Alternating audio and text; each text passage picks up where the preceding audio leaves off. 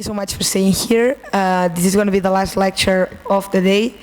It is organized by Fundalib, Fundación por el Avance de la Libertad. And we have here Roxana Nicula, President of Fundalib, and Mark Lutter, who is the founder and Executive Director of Charter Cities Institute. The title of the panel will be Different Approach to Regulation, and they are going to introduce us the case of charter cities today. And thank you so much. The floor is yours, Mark. Buenas tardes a todos. Esta sesión la vamos a hacer en inglés. Good evening, everyone. My name is Roxana Nicula, and I chair the Foundation for the Advancement of Liberty, Fundalib. We are a Spanish think tank and one of the co-organizers of this colloquium led by Instituto Juan de Mariana. I want to thank the European Commission for lending us these magnificent premises. And may I say, first of all, it is a pleasure to partner with all of them on this important subject regarding smart regulation. As a libertarian, I believe that the less regulation, the better. And for this reason, smart regulation for us is the type of regulation that leads to more private initiative, less government interference, and more free economy, thus a more prosperous society. This is why, when considering what our foundation's contribution should be for this event, we immediately thought that it would be very appropriate to introduce the subject of new types of territories with lesser and fully free market-oriented regulation. And for this, of course, the Charter Cities Institute is the best source of information, insights, cutting-edge technologies, solutions to the problems we have been discussing during this colloquium. Just a quick reminder before I present you our speaker, remember that you can find us on social media. We have a Twitter, AdvanceLib, Instagram, Fundalib ES from España, and YouTube, youtube.com/Fundalib. Now I will present Mark Lutter. It's therefore a pleasure for me to introduce Dr. Mark Lutter, the founder and executive director of the Charter Cities Institute, CCI. Founded in 2017, CCI is the focal point for all parts of the Charter Cities ecosystem. Its aim is to bring each stakeholder to the table, and in doing so, accelerate the development of charter cities or worldwide. The Institute provides technical assistance to new city projects to design and implement their governance systems, research on governance and institutions, and their annual Charter Cities Conference. The 2020 conference will take place next month in Johannesburg, South Africa. Prior to launching the Institute, Dr. Mark Lutter was the lead economist for New Way Capital, an asset management firm which made early-stage investment in charter cities. He has a PhD in economics from George Mason University, where his research focused on charter cities as well. May I say that Dr. Lutter is most probably the most renowned number one expert on charter cities. Mark, may I thank you very much for taking the time to come here from the United States and to take part in this colloquium, so the floor is yours. No es suficiente para dar una charla en total, so voy a hablar en inglés. To start, I'd like to thank you for coming as well. Can you all hear me? This works? Yes, cool. As well as Fundalib and Roxana and Juan for the invitation. So as mentioned, I'm Mark Lutter. I'm the founder and executive director of the Charter Cities Institute. And while people have been talking about charter cities for the better part of a decade, we are taking concrete steps to implement them and seeing real progress on the ground. So to begin, I'd like to start with this quote. I discovered it recently. Make no little plans, they have no magic to stir men's blood, and probably themselves will not be realized.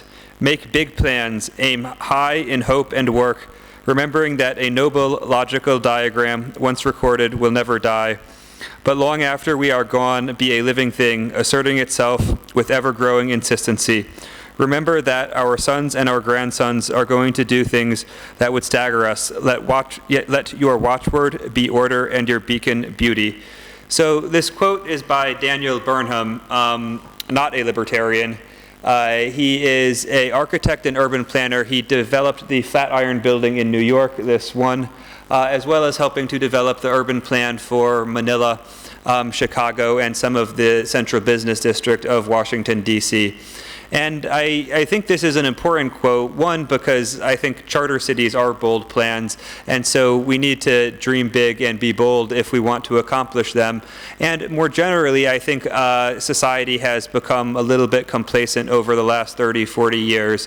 The internet has been a great technology, but if we look at the technology that emerged at the beginning of the 20th century, things like the internal combustion engine, flight, electricity, they are stagger sort of have much more impact than the recent technology that we've seen. And I think recapturing this grand spirit of adventure, of big plans, can help really push things forward.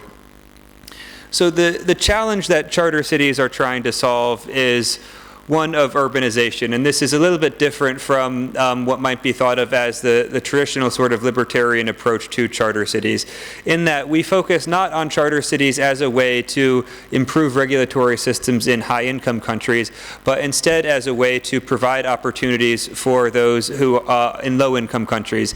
There are 70 million new urban residents annually. That's the equivalent of 7 Hong Kongs, and these are concentrated in Africa and Asia, a little bit in Latin America. The US and Europe both are already highly urbanized and don't have that many new urban residents. African urbanization is happening extremely rapidly. So Lagos, for example, is projected to reach about 80 million people by the end of the century. 80 million. That's bigger than the population of Great Britain, for example, in a single city. Other cities like Kinshasa in the Democratic Republic of Congo, it's currently the largest French-speaking city in the world, larger than Paris, with a population of around 13 million people. And their infrastructure is so bad that one of their pop stars sings about a boy who electrocutes himself because he's peeing in a puddle. Because after the rains, they're so powerful that it knocks down power lines, electrifies puddles, and this is enough to make it in a pop song there. So if you imagine Kinshasa having a population of 30 million in 30 years with such poor infrastructure, the people living there don't have the opportunities to really improve their lives and become part of the global economy. Historically, urbanization has been accompanied by industrialization. So when people move to cities, they enter a larger labor market, they become more specialized, and they're able to become more productive. This relationship is breaking down in parts of the rapidly urbanizing world, namely Africa. It's referred to as urbanization without industrialization. And what this means is people move to these cities, and they don't have the opportunities that are typically presented to them in higher income areas when there is moving to cities does create opportunities. And we see part of that challenge is because of governance, and charter cities are a way to change that. So a charter city is a new city with a special jurisdiction that allows it to improve their business environment. We viewed there as being 4 key components for charter cities. First, a charter city is a greenfield city. It's a new city being built on undeveloped land. Second, a charter city has an independent administration. Now, this doesn't mean sovereignty. This means independent, like a central bank is often independent from the government. A new administration that's able to react more quickly to the needs of the people on the ground. Third is a devolution of authority. So the dream charter city for us is one where the Constitution, criminal law, and international treaties remain the same at the national level, and all other power, for example, labor law, environmental, business registry, land registry, courts, are devolved to the city level. Lastly is dispute resolution. Having a separate court system that's trustworthy, quick, and effective is key for a charter city to be successful. So before launching into the meat of the talk, I'd like to, go over a brief history of the charter cities space. So Paul Romer in 2009 gave his TED Talk on charter cities and attracted a lot of attention. His proposal was a little bit different from ours. Romer proposed a high-income country, for example, Canada, coming in to administer a charter city in a low-income country, for example, Honduras, with the idea that the high-income country, because it's effectively governed, can bring that governance to low-income countries. Where our model is more of a public-private partnership between a real estate developer and the host country, but we can get into that a little bit later. Paul Romer, after his TED Talk, had two opportunities to build a charter city. One in Madagascar, where he met with the president. The president was interested in creating the jurisdiction, but was then overthrown. And another opportunity in Honduras, where Paul Romer left and then the law was ruled unconstitutional, though a similar law was later passed in Honduras, so there is still charter cities legislation on the books in Honduras. At the same time, there was a movement around seasteading and competitive governance in Silicon Valley. This was a little bit more libertarian-oriented. The idea was to build floating cities on the ocean. That turned out to be impractical because of engineering costs, but that sort of core group of people has remained interested in the idea of competitive governance, charter cities, this idea of building new political entities. The last part is Honduras. The legislation was passed after it was ruled invalid by the Supreme Court. A similar version was passed, so it's still on the books. And there have been a handful of companies that have gone to Honduras to try to build a charter city. Patrick Friedman, for example, the founder of the Seasteading Institute, went down to Honduras in 2011. And I've seen a number. I lived in Honduras, for example, for about 6 months in 2014, and started the Charter Cities Institute in part because I got tired of too many projects going to Honduras and not being successful, and wanted to diversify the space away from single people like Paul Romer or single countries like Honduras. So the core of this talk, I want to focus on Singapore, Shenzhen, Hong Kong, and Dubai, because these are basically world-class cities that have emerged from next to nothing in the post-war era, sometimes as recently as 40 years ago, and really demonstrate the possibility of charter cities. Charter cities aren't just a dream, they're a practical reality, and I think Singapore, Shenzhen, Hong Kong, and Dubai show us that. So Singapore, perhaps the most important Singaporean is Lee Kuan Yew, and he begins his book From Third World to First, which is a fantastic book, by the way. I think this is the second sentence in it. But I have not seen a book on how to build a nation from out of a disparate collection of immigrants from China, British India, and the Dutch East Indies. Luckily, he wrote that book, so now we can have that source. But Singapore, I think it's the only country in the world that didn't want to be a country. It was they were decolonized in 1963 and formed a political union with Malaysia. But 2 years later, Malaysia kicked them out of that political union. At the time, their per capita income was about $4,000. And their major potential trading partner, Lee Kuan Yew tells a story of him going to England to ask for advice, and they say, why don't you form a trade union with Malaysia? And he was like, well, they just kicked us out and don't want to form a trade union with us. In addition, they had ethnic tension because Singapore was only founded as a port in 1819 by the British, so they had Chinese, they had Malaysians, they had British living there, and there was a lot of ethnic tension when they attained their independence. The first thing that he had to tackle was security. So this was both internal and external. Externally, there was the threat of Malaysia invading because some of the Malaysian conservatives and hardliners thought it was a mistake to kick Singapore out of the Union. Internally, they were facing riots, and so they tried to recruit an army. And the order went down that they only wanted Singaporean citizens for the army, but it was misinterpreted. So at the training center, they told the colonel in charge told all of the Malaysians that they were fired, including the citizens. They went home and started rioting. They managed to contain the riot, but then they're faced with the challenge. Okay, do we let the rioters go? Maybe they return to rioting, or do we keep them imprisoned, at which case the Malaysia, as well as the Malaysians in Singapore, probably have a legitimate case of discrimination. And what they did was they let the Malaysians go home and said, okay, the Malaysians who are Singaporean citizens, you turn up for your training for the army tomorrow. So the people who were riding the previous day are told to go train for the army, which I think exemplifies the sort of challenge and the threat that Singapore faced in its early days. The second challenge they faced after security was starting an economy. When they achieved independence, their unemployment rate was about 14%.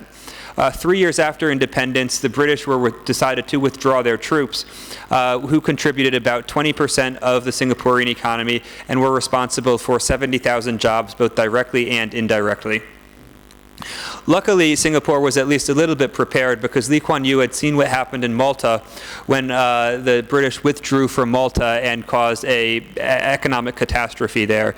They were lucky to negotiate such that infrastructure, such as the naval port and the airport, could be converted to civilian use and some of the major pieces left behind. They also faced the challenge of, okay, how do you attract investment? And there's this saying where in Hong Kong you can do anything that's not expressly banned, but in Singapore you can only do things that are expressly permitted. And Lee Kuan Yew explains this by saying, look, Hong Kong was a British colony. The British have a very long history of rule of law. And so they're able to be a little bit more open with the rules that pass. But Singapore, because it was such a new country, because there wasn't that established history of trust, needed to ensure that foreign companies felt safe investing in Singapore. So they used the British Privy Council, which is the British court used for colonies, until the late 80s, when they had established a sufficient reputation to go it on their own. Lastly, they started by focusing on industrializations and made several early, relatively large missteps in terms of building industrial parks that weren't successful. Eventually, in 68, 69, they decided to focus on attracting American multinationals and creating a legal regulatory system that such that those American multinationals would feel safe doing business there. They were inspired in part by Israel, which was at the time and still is a sort of sea of I guess talent and institutions within an area that most of the other institutions in the Middle East just aren't as effective as Israel's institutions. The last challenge that Lee Kuan Yew faced is building a government, and it was actually surprising to me that in his book he didn't talk about this as much as I might have expected, because one of the things we're thinking about deeply at the Charter Cities Institute is how do you actually staff a bureaucracy? How do you create an effective governing system to be able to execute decisions? If you look, for example, at the history of Japan or of Korea, the government did play a very large role in their industrialization. And Lee Kuan Yew doesn't spend as much time discussing it. Maybe it was easier than I sort of had assumed. But the first agency that he mentions that's not related to security is the Economic Development Board, which is basically responsible for attracting foreign direct investment and getting the economy started. They staffed it by targeting Singaporean expats who were finishing school in the US or in Europe who had the talent to be able to effectively administer it. Later, the Economic Development Board was split off into several different agencies and ministries. And today, Singaporean civil servants are famously well paid. So just looking at this picture, we can see how only 60 years ago, Singapore was effectively a mudflat. So they've definitely faced significant challenges at their beginning, but they did have some advantages. Lee Kuan Yew was a visionary leader. They had a very good location because the gravity of economic activity was moving from Europe and the US to Asia. They aren't really a libertarian paradise, even in terms of their economic environment, though they do typically score within top 3 on economic freedom indices. The government does play a relatively large role in their economy. The Sovereign Wealth Fund, if I remember correctly, has a majority stake in 7 out of the top 20 largest domestic companies in Singapore, but they've become extremely successful. So the second city I'd like to discuss is Dubai. This quote, my grandfather rode a camel, my father rode a camel, I drive a Mercedes, my son drives a Land Rover, his son will drive a Land Rover, but his son will ride a camel.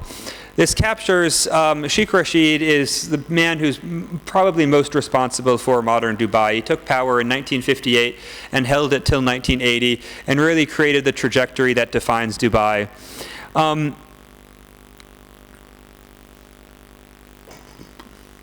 So while he took power in 1958, the British were there until 1971 when they withdrew.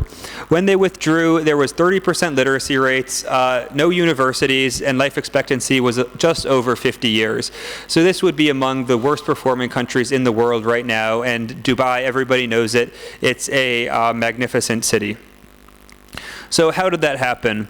Well, one of my favorite stories about Sheikh Rashid, when he was a kid, he would go to film shops, and all the other boys his age would go to these film shops and ask for pictures of Western women in bikinis. Sheikh Rashid went and asked for pictures of skyscrapers in London and in New York. And these inspired him. In I believe it was 59, he took a trip to London and was really inspired to create a modern metropolis. One of his first acts upon taking power was to create electricity, because at the time in the early 60s there was no electricity in Dubai. They discovered oil in 1966, but Dubai is not financed by oil. Only about 5% of their budget is responsible for oil.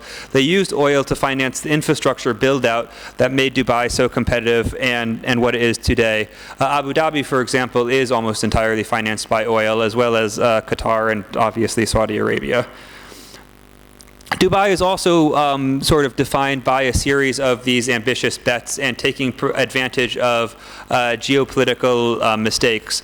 So in 1893, Iran basically created some tariffs on their ports. The reaction from Dubai was to say, hey, Persian traders, come here, we have a free port, you can do business here, and 12 of those traders moved to Dubai. And to give you an idea of the scope, right, at the time, this is in one of probably the best sort of history of Dubai, called the City of Gold, and they feel it fit to mention the fact that 12 Persian traders in 1893 moved to Dubai. 7 years later, in 1900, the same thing happened. Tariffs were raised on Iranian ports, and Dubai said, hey, come here, we have a free port. They also offered land to some of the merchants, and about 500 traders moved. This idea of taking big bets then spilled over. Right now they have the tallest building in the world, but in 2000 they built a building that was taller than any in Europe. In 1980 they built the tallest building in the Middle East. Perhaps my favorite story is the building of one of their ports.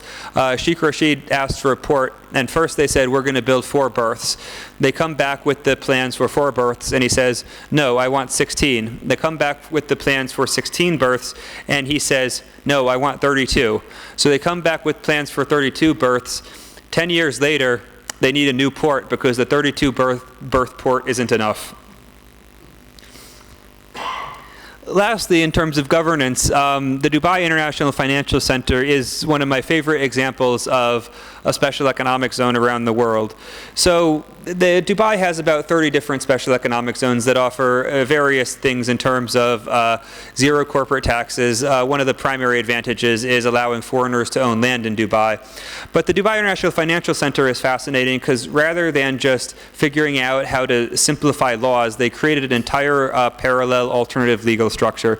So one of the architects of it, Errol Hoopman, compares it to the Vatican in that the laws within the Dubai International Financial Center are that different from the rest of Dubai as the Vatican is from the rest of Italy.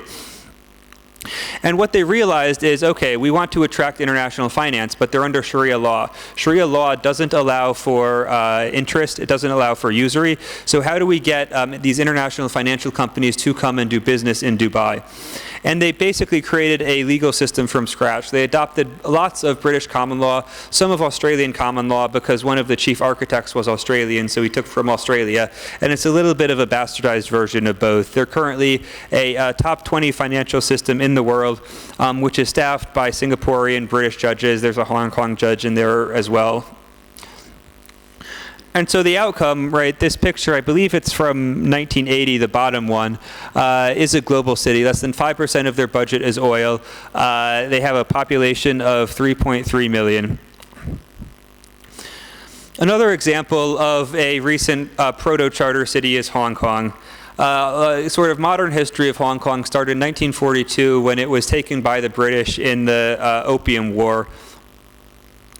Now, this is a little bit hard to read, but in the immediate, it was conquered by the Japanese during World War II, and immediately after being conquered by the Japanese, reconquered by the British, the chief civil affairs officer, McDougall, was given these instructions. Your objectives are the maintenance of law and order and the prevention of disease and unrest. This will involve, amongst other things, the establishment of a police force, the establishment of military courts, the control as far as possible of the influx of civilians by land and sea, the establishment of relief camps, etc. And what I find fascinating about this is they're basically faced with a city that has had brutal dictatorship for several years, and they go in, and with what are relatively vague instructions, it's basically build a government, stop disease, and try to initiate commerce. If we think about how, just thinking about what that would look like today, one, would that order even be given? Two, if it was given, how would they actually plan and prepare? And here there was enough faith in basically the British bureaucracy that they did it, and they were able to do it effectively, quickly maintain, regain law and order, and quickly create institutions that were able to rapidly accept a growing population. So in 1945, the population of Hong Kong was 600,000. Within 6 years, it increased to 2.1 million people, basically over 3 times its population. This was a factor of 2 things. One, refugees who had fled Hong Kong during the Japanese occupation returning, and 2, refugees fleeing the Chinese Civil War. And it's quite interesting because typically we think of a mass influx of refugees as causing social unrest, but reading the history books, it's actually very hard to pinpoint specific instances of social unrest caused by this massive increase in population from refugees. This is in part because many of them were returning to homes they already own, and perhaps in part because everybody was Chinese, so there was some sort of shared culture. But even so, I think at least my prior is that saying in a 6-year period your population will increase by over 3-fold. I would expect a little bit more social unrest than what was experienced. Now, one of the people who was most responsible for the success of Hong Kong, his name is John Cowperthwaite. He was the financial secretary from 61 to 71, but his entire career was in Hong Kong, him starting there in 1945, immediately after the Japanese occupation. He followed what he described as this approach called positive non-interventionism, which is basically a very classically liberal libertarian approach of, look, let's provide rule of law, let's provide basic public goods, and let everything else take care of itself. And that did so spectacularly.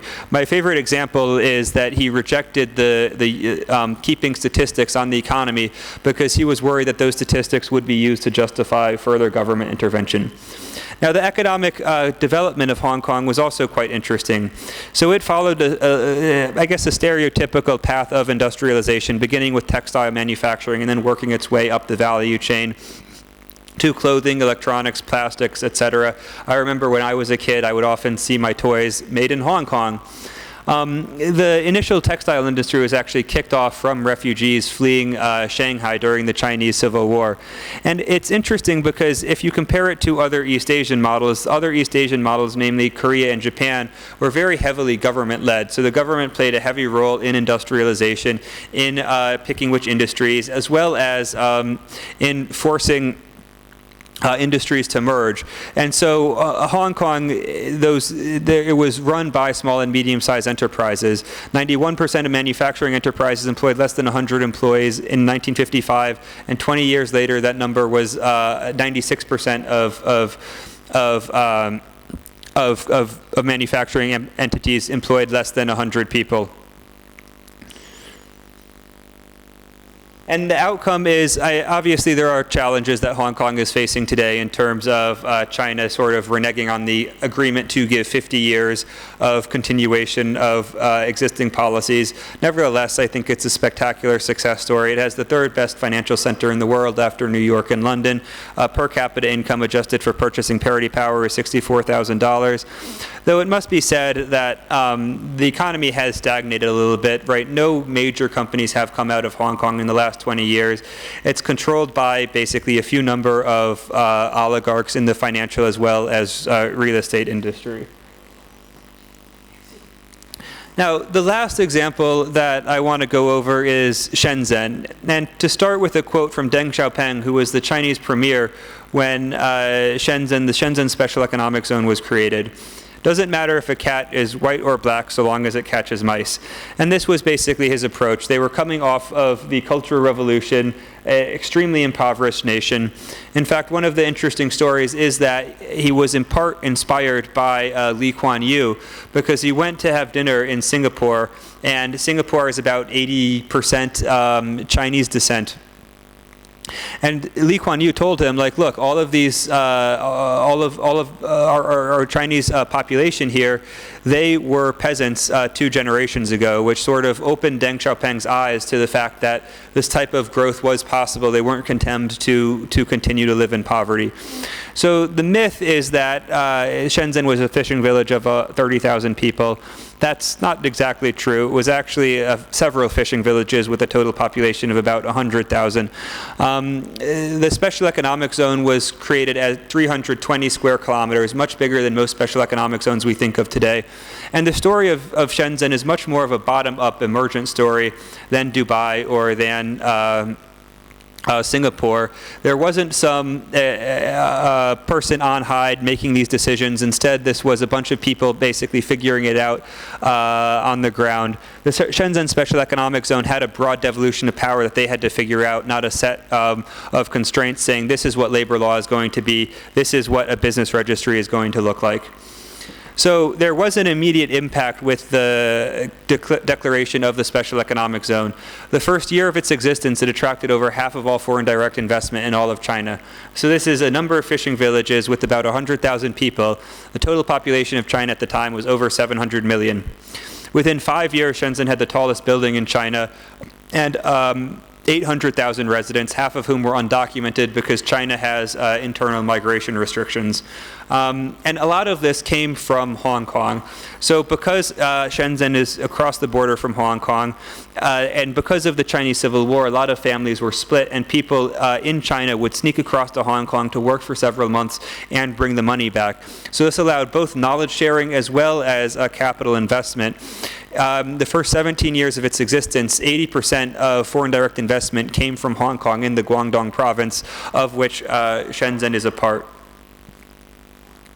So a number of important reforms were implemented in Shenzhen, including labor law, allowing for foreign direct investment, land tenure, the price system, and financial system. My favorite example is labor law, because it shows what an emergent process these reforms were. So what happened was a joint venture was created between Hong Kong merchants and the Shenzhen government to create a hotel, the Bamboo Hotel. And they had to pay workers, but the workers, because they had grown up in communist China, basically said, no, we don't want to wash the sheets once every day, that's wasteful. Instead, we're going to wash the sheets once every week. No, we don't want to wear makeup because that's for like capitalist pigs. So we're just going to like go to work without doing that. And they eventually reached this compromise, agreeing on a monthly payment schedule and agreeing to wash the sheets more than once a week. The result was that was eventually adopted by the Shenzhen government. And those reforms that were adopted by the Shenzhen government ended up being the template for the reforms that were adopted by all of China. So here we see this just like people facing challenges on the ground, realizing that they need to be able to enforce contracts, to be able to create a way to interact with each other that then trickle up through the entire system and lead to this broad liberalization that has lifted about 850 million people out of poverty. One of the other interesting things about Shenzhen is because unlike Hong Kong, Singapore, and Dubai, well, Singapore a little bit less so, but there was a lot of political risk in Shenzhen because it was part of China. So the hardliners and conservatives in China didn't like Shenzhen because it was undermining their model. It was capitalistic, it was corrupting the people, et cetera, et cetera. In 1992, Deng Xiaoping, who had at that time was retired as premier, his successor, Jiang Zemin, was thinking about rolling back some of these liberalizations and reforms. So Deng Xiaoping did what's now known as the Southern Tour. He went to Shenzhen as well as a number of other of the cities that had been opened to more trade and more investment. And basically, the press coverage and the news as a result of that trip led to, according to Deng Xiaoping's biographer, Jiang Zemin decided against limiting those reforms, and in fact led to a more broad opening of the economy. So now Shenzhen is the manufacturing capital of the world. It has 20 million residents. The official numbers are about 12, but if you count the people who are unofficial, it's about 20 million. My favorite example is that 1 million residents were added in 1 year between 1997 and 1998. So the population grew from about 4.5 million to 5.5 million people in just 1 year, which, I mean, just thinking about it today is quite astounding, having a city of that size being able to add such a huge population. So taking those lessons from Singapore, Hong Kong, Shenzhen, and Dubai, I think there's basically 6 important things to identify and to think about: state capacity, governance, location, urban planning, culture, and the anchor tenant. So state capacity, I don't know if you guys have read Tyler Cowen's State Capacity Libertarian essay, but the idea is, can the state execute on complex tasks in a timely manner? My favorite example of this is the Golden Gate Bridge. So it was built during the Great Depression and took 3 years to construct. An on-ramp to the Golden Gate Bridge, only 1.5 miles, took 7 years to construct in the late 2000s. Why? Because the American government has basically forgotten how to build things. And I don't think this is just the American government. So when I lived in Honduras, I had to take I took a bus from Honduras to El Salvador, and the bus only left at about 6 in the morning. Why? Because if it left any later, it would cross the border near nighttime, and there were literal highway bandits who would rob you. So can the state actually control violence in its borders, right? This is an important question. A lot of developing countries, unfortunately, lack effective state capacity, and so when I was in Nigeria, for example, I visited the former governor who lived on one of the richest streets in Lagos. This street had potholes that were about a foot deep. Now, the people on the street could easily get the government to fix the potholes or even pay for the potholes to be fixed themselves. So why were there potholes on the street? It makes it more difficult for the kidnappers to speed away after they shove you in the back of a car. And, right, like, can you actually solve some of these challenges? And having an effective state, I think, is quite important to do it. After you have the effective state that's able to provide these basic public goods like law and order, like roads, you need to think about governance. Now, I'm sure you guys have seen this picture before. The bottom is South Korea. The top is North Korea. You can see Pyongyang. But having rules that allow for commerce is very important, allowing it to be easy to register a business. In sub-Saharan Africa, for example, it takes on average 46% of per capita income just to legally register a business, allowing investment, trade, dispute resolution, as well as not just allowing these things, but devolving authority to a government that's able to respond more effectively. Because even if you get it right on the first try, if you have to go back to the central government every time to ask for permission to make an additional change when the conditions on the ground change, it's probably not going to be as successful as it otherwise could be. The third aspect is location. Singapore, Shenzhen, Hong Kong, and Dubai all were blessed with pretty good locations. So when thinking about charter cities, we think about 3 core aspects to location. One is, where are there new urban residents? 70 million annually, primarily in Africa and Asia. Africa, for example, will have about 900 million new urban residents by 2050. Second is, what's the regulatory arbitrage? So, for example, Shenzhen was the best place to do business in all of China, which attracted a lot of talented people and a lot of investment.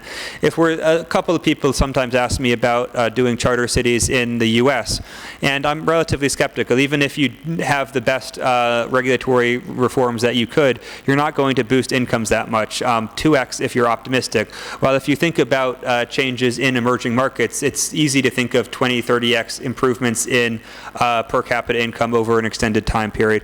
Third is how do trade routes shift. So the gravity of economic production is moving to Asia. There's a lot, the Horn of Africa, for example, is being relatively heavily built out. The other factor that's not discussed as much is climate change. So climate change might lead to Siberia as well as parts of Canada becoming much more livable, which would allow for more agriculture, more resource extraction, that would allow for populations to move a little bit further north. I did some consulting work on a new city in Kazakhstan, and my pitch to them was, look, you should just pitch yourself as Siberia's gateway, create a legal system that's the best in Central Asia so that everybody wants to go through you to get to Siberia. They didn't really like that pitch. Another important factor is the urban plan. So cities are labor markets, right? The value of cities comes from the fact that you can be around a lot of very smart people and can specialize in your labor more than otherwise possible. So this is one of my favorite examples. In 1811, it was actually a little bit earlier, 1807, but it's called the New York Commission of 1811. They realized that Manhattan was growing very rapidly, and they needed to come up with a plan. And so what they did was they just sat down and drew this grid. Here are the public spaces, here are the private spaces. You can build in the public spaces, you can't build in the private spaces. And that grid defines Manhattan to this day. Most master plan cities, there's around 120 master plan cities being built around the world right now. Most of these cities are overplanned. The city I just mentioned in Kazakhstan, when I was sitting in on the planning session, they were talking, it was a distinguished professor of urban planning at MIT. We can build a financial center here, we can build it here, we can have tall buildings, we can have medium-sized buildings. And I'm thinking, nobody wants to park their money in Kazakhstan because it's Kazakhstan. So why not think about creating a regulatory environment that's more conducive to attracting international finance, than let the people building the buildings decide how tall they should be. Of course, you do need a degree of planning. You probably can't get away with this level because the average industry, the average firm is much bigger, as well as the fact that you need to provide infrastructure on a much greater level than you did in the early 19th century, including things like electricity, water, sewage, etc. Another important aspect is culture. So this has basically two factors. One, how do you create an effective administration? And two, how do you ensure that the residents have a productive culture?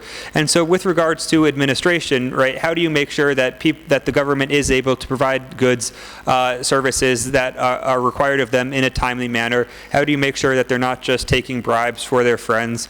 One of the challenges is that many of the charter cities have the most potential in places with poor governance. So you have to thread this needle of creating these pockets of poor governance in areas, pockets of good governance in areas that have poor governance. An interesting example of this is Bangladesh. So Bangladesh is a relatively corrupt country except for the textile industry. They realized that to develop, they needed to attract investment for the textile industry. So they basically made a deal like, you can take all the bribes you want if you're outside the textile industry, but inside the textile industry, you have to follow the rules, and that's been relatively effective. The second aspect is, right, like encouraging people to have a productive culture. If you read about people building factories and attracting farmers, one of the challenges is getting the farmers to show up to work in the factory at time. Because people who oftentimes don't even know what it means to show up at time for a specific task. And so if you are attracting people who don't have experience in a modern economy, there are going to be some norms and some cultures that you need to sort of change to get them to become, enter into the global economy in a better manner. The last important aspect of charter cities, we believe, are anchor tenants. So malls, to attract people in the store, they typically offer a lower per square foot retail space for retail stores, so something like JCPenney or Target. The reason being, by attracting people these stores will attract people to the mall, then they'll spend money on the food court, they'll spend money in the jewelry store, which tend to have a higher per square foot charge. The charter city, you need to attract that initial anchor tenant. So who do you get to build the first factory that employs 1,000 people? If you're building in the middle of nowhere, nobody wants to go live in an area where there's no grocery store, where there's no restaurant. So how do you get the first people to move there? And thinking about that anchor tenant, you also want to link it with the broader economy. So what is that economy already producing? Maybe it's something like palm oil, and you can set up a palm oil manufacturing plant. Maybe there already is textile manufacturing, so you can draw from those labor pools. So where are we today in the Charter Cities space? I founded the Charter Cities Institute about a little over 2 years ago, in part because I got tired of going to conferences and seeing the same 5 people talk about the same 2 projects with no progress being made over 5 years. And I like to think that we have made some progress. So this picture is of Nkwashi. It's a city that we're working with in Zambia, being built for 100,000 residents. This picture is probably 2 years old. They created a reservoir that is now quite lovely. I'm actually flying there Sunday to sign a memorandum of understanding with the Zambian Development Agency to look at administrative reforms for a charter city. The first residents of Nkwashi should be moving in this year. It has electricity. The roads are complete. It's an awesome project. Another project is in Yimba Economic City. So it's being built in Nigeria. They won our Charter Cities business plan contest. They're building it in Abia State. They're finalizing the land purchase now, 95 square kilometers, and hope to start moving dirt later this year. And Nigeria has a relatively comprehensive special economic zone regime, so we're working with them to see how we can make it an attractive place to do business. Pronomos Capital, Patrick Friedman, who founded the Seasteading Institute, launched Pronomos Capital, which is a venture fund aimed at doing early stage investments in charter cities. Politas Consulting is run by a friend of mine, Michael Castle-Miller, that does sort of legal and technical assistance for charter cities. Free Private Cities, run by Titus Gebel, takes a little bit more of a libertarian Rothbardian approach to what they call free private cities, but I think have a lot of similarities with charter cities. So we're seeing the space start to grow, and they're actually some things start to move on the ground. The binding constraints for the charter cities we see as 4: knowledge, politics, capital, and talent. So with regards to knowledge, our broad theory is that charter cities are an idea whose time has come. There's a lot of interest in them, but most people don't have a fully fledged idea of what a charter city is or what steps to take to help to implement charter cities. And so what we're hoping to do is create more knowledge, get more people interested. That can lead to more projects on the ground. Second, politics. It's challenging to get governments to want to devolve authority to a municipal level with new city governments. But we're seeing governments increasingly willing, increasingly interested in having these conversations, so we're relatively optimistic about the future. Third is capital, right? Charter cities are extremely capital-intensive projects. If you want to build a new city, especially if it's a new city rather than a satellite city, you need a few $100 million at least to build out the infrastructure like a port, roads, electricity, etc. So figuring out how to line up these capital streams for charter cities is very important. Lastly is talent, right? How do you get charter cities entrepreneurs interested, or entrepreneurs to be interested in building charter cities? How do you train people to administer charter cities? There's a lot of talent that needs to be developed to effectively make the charter cities ecosystem successful. And so I'd like to conclude by coming back to I guess the start of the talk. Let's make bold plans. I think, right, if we think about the future, 900 million new urban residents in Africa, 2.3 billion new urban residents around the world. If you capture 10% of them, that's 990 million people in charter cities in Africa. 5% is 45 million. And this has the opportunity, has the potential to really lift tens of millions of people out of poverty, to create a positive future, to unleash people like Elon Musk, who might otherwise just be trapped in a poor village or in a poor slums without the ability to really reach their potential. And I think charter cities offer a way forward and a way to make that happen.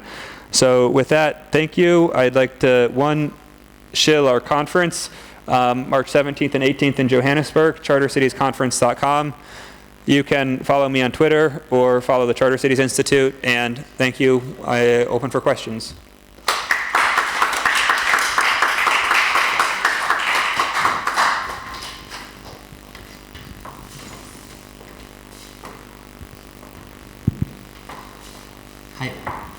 Thanks so much for the lecture. It was very interesting. Just a very simple question. You have referred to many examples which are clear successes. Are there any examples of failures of charter cities? Lots. Okay. just wanted to. Well, it depends on how strictly you define charter cities. I typically think of Singapore, Shenzhen, Hong Kong, and Dubai as proto-charter cities. But one example is King Abdullah Economic City in Saudi Arabia. It was a new city. Their supposed budget was $100 billion. It was supposedly, in my understanding, the first city to be listed on the Saudi on a stock exchange. They did.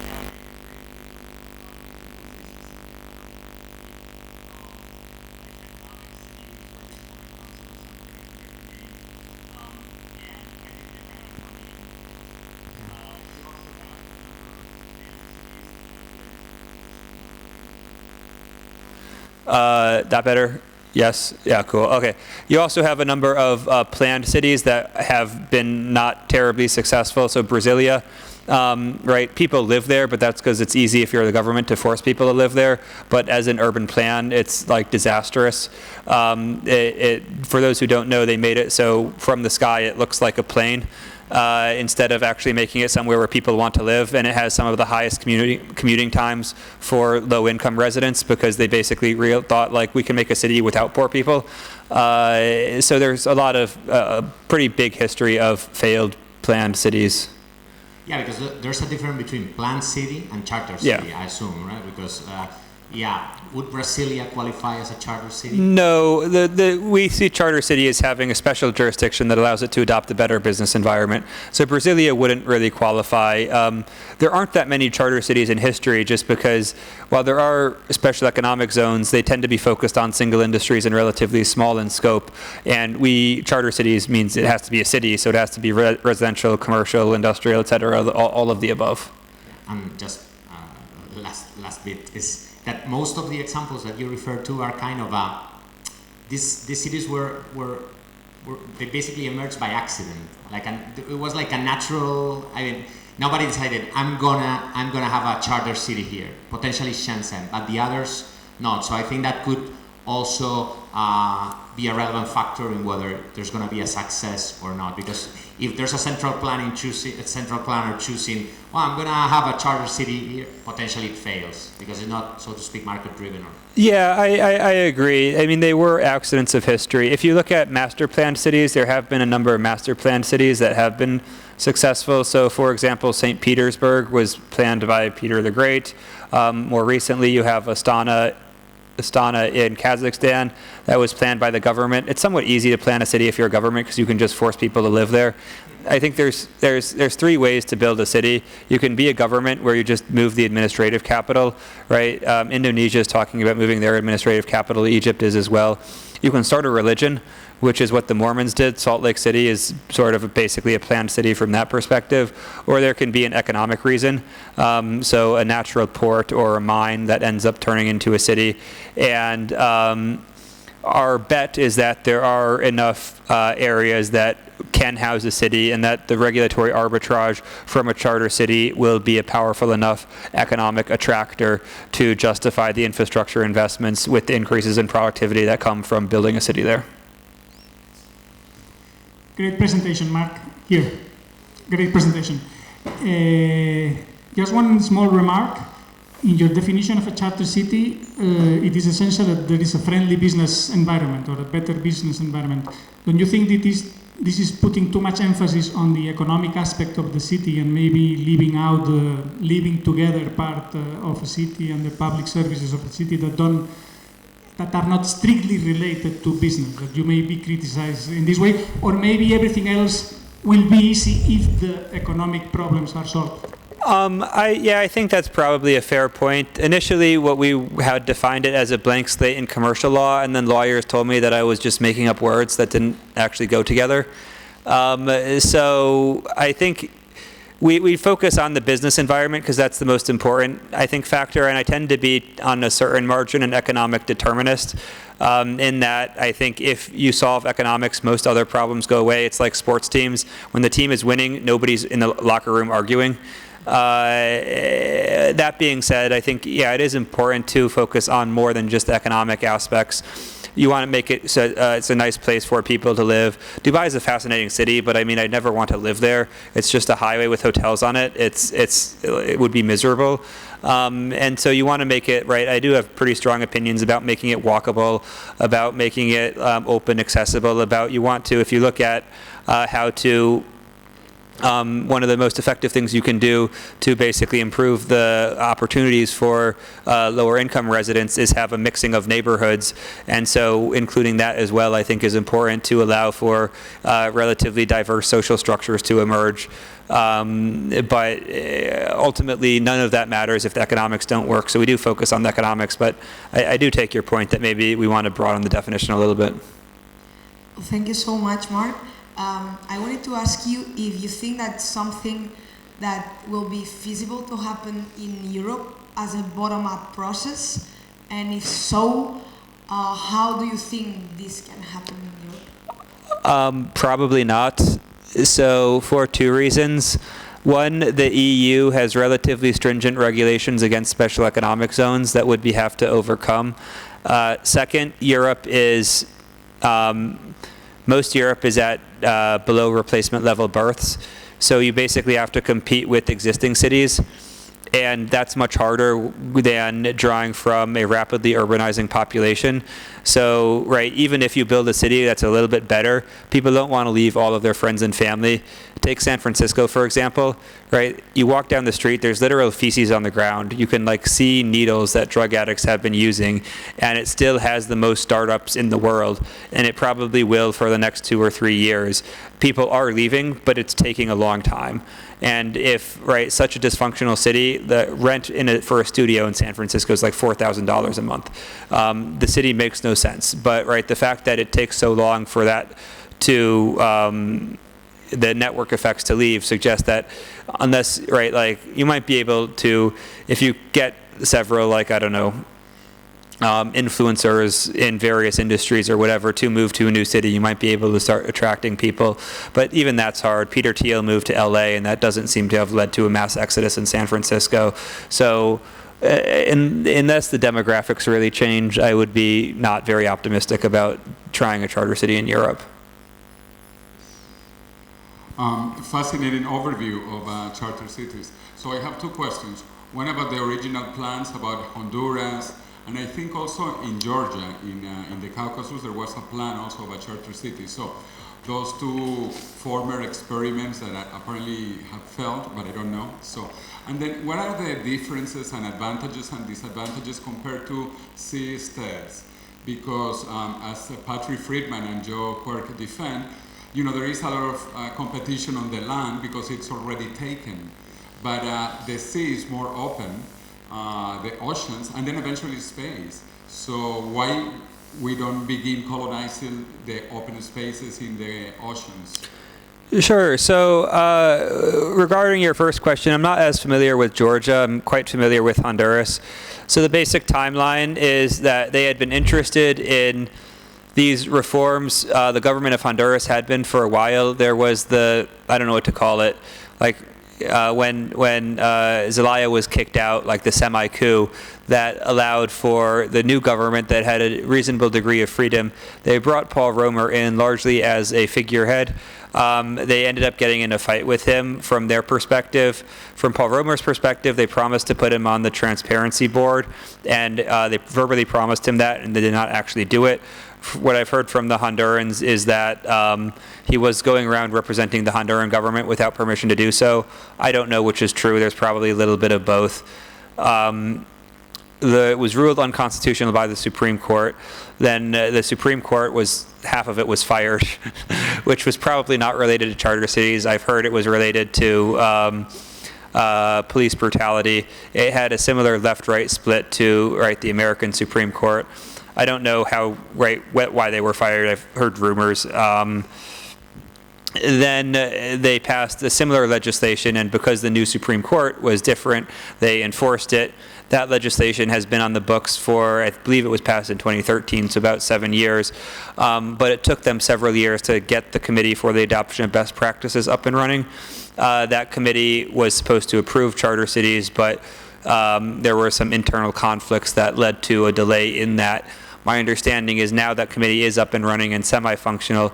There is one project I know of on the ground that I believe they want to move dirt later this year, though I haven't followed it very closely. I'm ultimately a little bit pessimistic on Honduras because I've seen so many projects go there and not be successful, combined with the fact that the president, Juan Orlando, probably stole the last election, and his brother was arrested as a major cocaine dealer in Miami. So he's, I think, politically vulnerable, and charter cities, the Zeta regime is tied to him.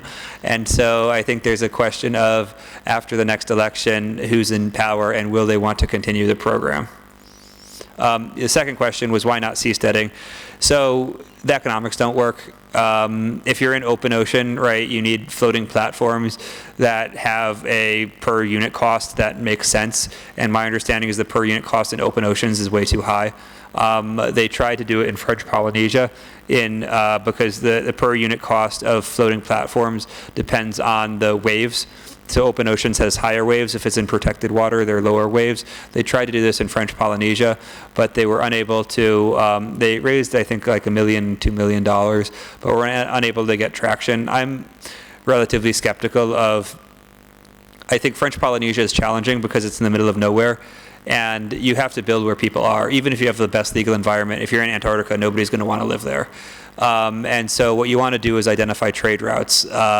And French Polynesia has decent institutions. I mean, it's French, but they are first world. They have a reasonably effective bureaucracy. It's reasonably easy to start a business there, at least compared to, for example, many parts of Africa or other parts of Indonesia and those islands. But even with that, it's a tourist destination. So what industry are you going to have there? And will that industry be competitive? And at least they were unable to be successful there.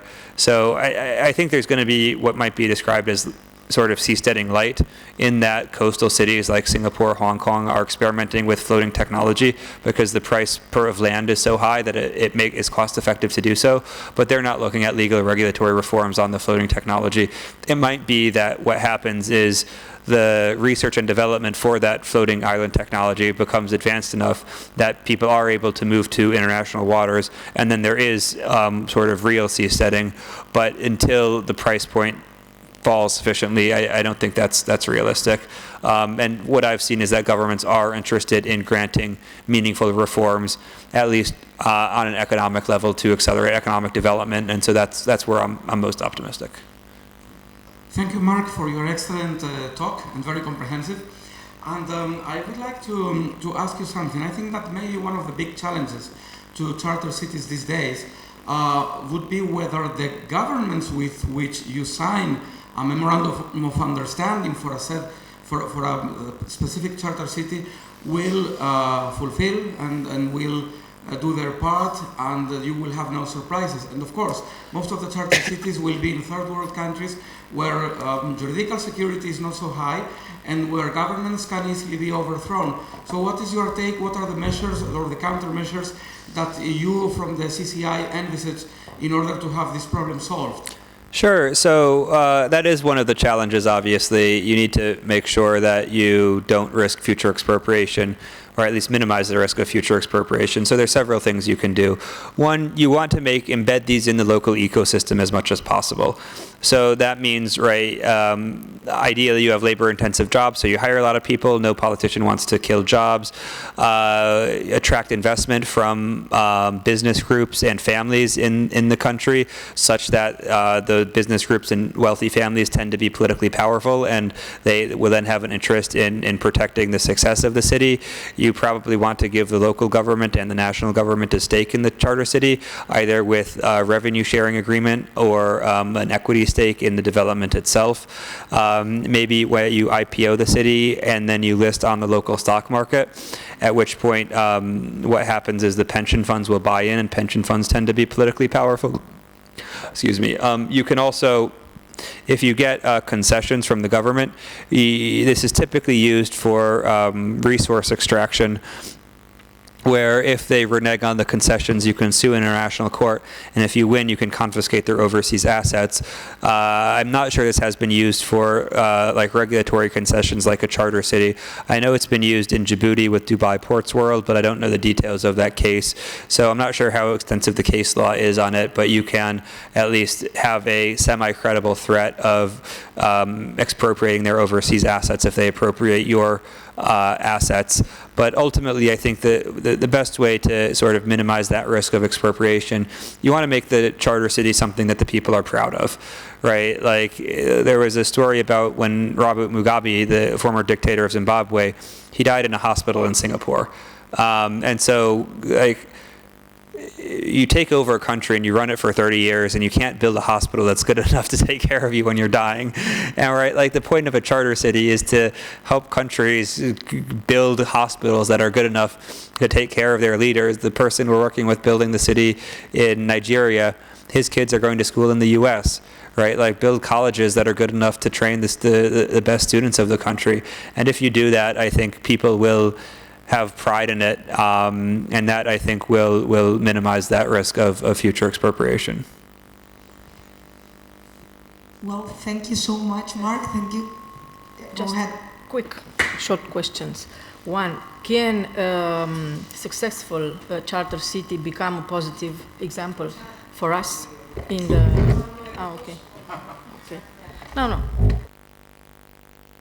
And we open that. So I would like to know whether you consider that a successful charter city can become, a positive example for us in the first world in order to smart regulation that we are talking about now. And I would like also to talk to us a little bit about the conference in Johannesburg, what it's going to be like.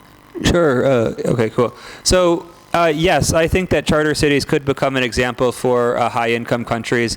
So one of the things that we'd like to start working on this year, fundraising permitting, is a sort of draft master plan for charter cities, 10,000 acres for 1 million residents. Manhattan is 15,000 acres. It has about 8 million residents.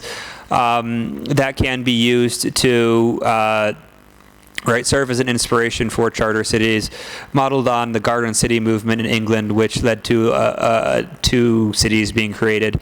But the idea is to focus on making it walkable, on providing good public transportation, on really integrating the city well.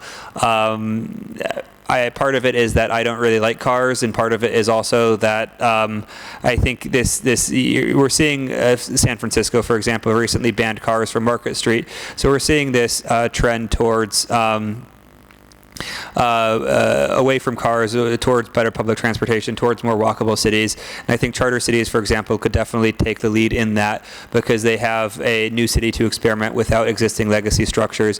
In addition, I think it's quite possible, the first generation of charter cities, I tend to advise relatively conservative legal reform. So go with existing best practices and what works. But after charter cities are established, after the regulatory systems are established, I think it is possible to experiment with different and newer types of regulatory systems. And so one example might be using insurance for sort of security. So require people to buy insurance, insuring them against any damage they might cause other people, and then allowing for a market insecurity to emerge based on that insurance. And you don't want to do that the first time go around, but after you're established, you could run a randomized control trial with 2 similar neighborhoods and see what the outcomes are. And this would allow for the experimentation of new policies.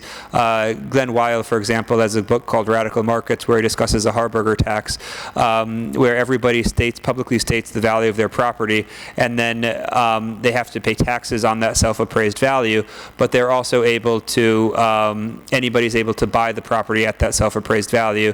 So it really lowers transaction costs in the acquisition of property, which would be interesting to experiment with, first on a small scale, maybe with public parking spaces, but maybe then with commercial property or something. And so I do think charter cities, because you do have a pretty flexible governing body, regulatory administration, can experiment and become a model for high-income countries. And then second, the conference in Johannesburg, it's chartercitiesconference.com. We have Muya Musokotwane, who's building the new city in Zambia. He's coming to speak. Darrell Uzu, who's building the city in Nigeria, is coming to speak. Linda Kavuka, who some of you might know, she runs Students for Liberty Africa, is coming to speak. We also have, his name is E. He co-founded Andela and Flutterwave. Andela is one of the most successful African startups. They do train software engineers. He's coming to speak.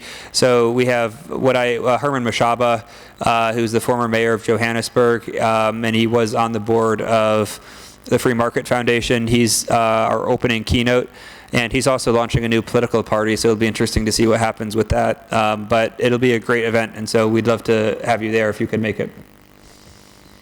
Thank you so much, Mark. Thank you so much, Roxana. And I hope to see you tomorrow at 10 o'clock here in the morning. Thank you so much.